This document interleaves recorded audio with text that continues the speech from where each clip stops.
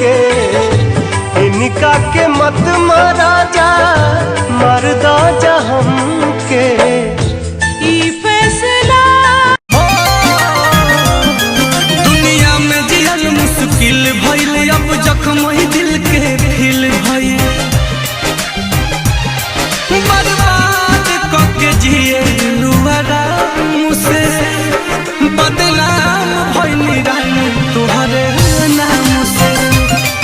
बर्बाद करके जिए आराम से, बदनाम भइल रानी तुहरे नाम।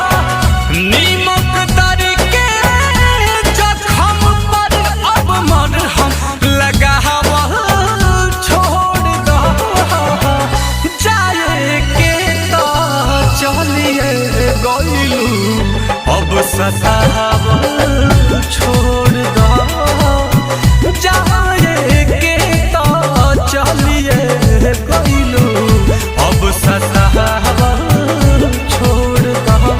तड़पत होई है हमारा बिना, गिरत होई आँखिया से पानी।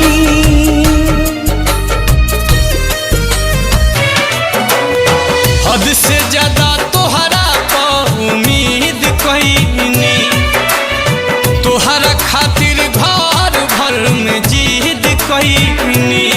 बिना गलती के फेरू दिल के ई बहगिया अब कबो आबाद ना होई।